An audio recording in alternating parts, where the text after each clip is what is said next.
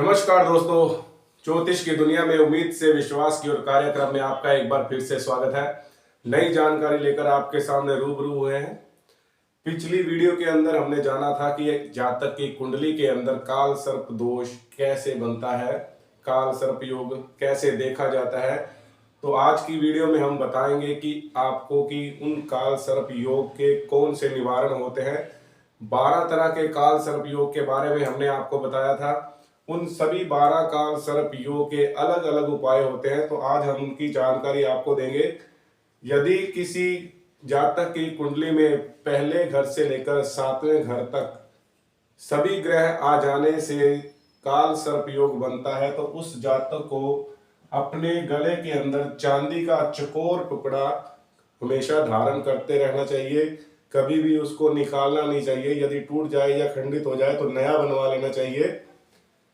यदि दूसरे घर से लेकर 8वें घर तक सभी ग्रह आ जाने से काल सर्प योग का निर्माण हो रहा है, तो ऐसे जातक को अपने घर के अंदर उत्तर और पश्चिम दिशा के कोण के अंदर सफाई करने के बाद मिट्टी के पात्र में जल भरकर रखना चाहिए और प्रतिदिन उस जल को बदलना चाहिए और बदले हुए जल को चौराहे के अंदर डालकर आना चाहिए। तीसरे घर से लेकर 9वें घर तक यदि किसी जातक की कुंडली में काल सर्प योग बन रहा है, तो ऐसे जातकों को जन्मदिन के अवसर पर गुड़ या फिर गेहूं का दान जरूर करते रहना चाहिए। चौथे घर से लेकर 10वें घर तक यदि सभी ग्रह आ रहे हैं और काल सर्प योग बन रहा है, तो ऐसे जातकों को प्रतिदिन जल के अंदर थोड़ा दूध बहाना चाहिए। ये प्रक्रिया प्रतिदिन करते रहना चाहिए उनको। 5वें घर से लेकर 11वें घर तक यदि किसी जातक की कुंडली के अंदर काल सर्प योग का निर्माण हो रहा है, तो ऐसे जातकों को ईशान कोण के अंदर एक सफेद हाथी खिलौने के रूप में जरूर रखना चाहिए।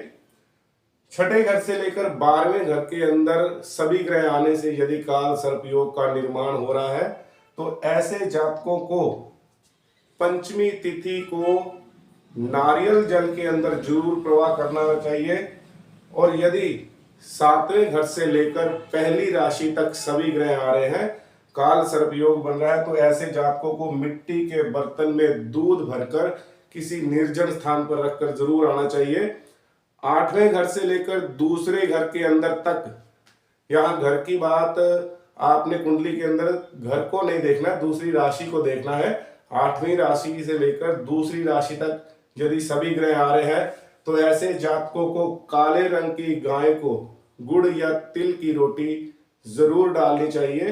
9वें घर से लेकर तीसरी राशि तक, यानी 9वीं राशि में यदि राहु ग्रह बैठे हैं और तीसरी राशि तक सभी ग्रह आ रहे हैं, तो ऐसे जातकों को 18 नारियल लेकर सूर्य उदय से लेकर सूर्य अस्त तक के समय तक जितना भी समय मिले 18 मंदिरों के अंदर अलग अलग एक एक नारियल जरूर रख कर आना चाहिए।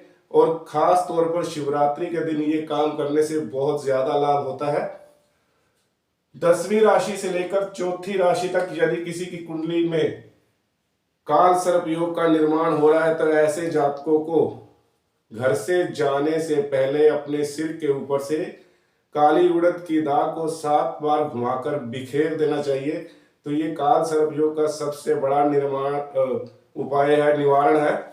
11वीं राशि से लेकर 5वीं राशि तक यदि किसी जातक की कुंडली के अंदर सारे ग्रह आने से काल सर्प योग का निर्माण हो रहा है, तो ऐसे जातकों को घर के अंदर बुधवार के दिन सफाई करनी चाहिए और घर का कचरा घर से काफी दूर कहीं फेंक कर आना चाहिए और घर के अंदर रहते हुए थोड़ा सा फटा हुआ वस्त्र उन्हें पहनना चाहिए।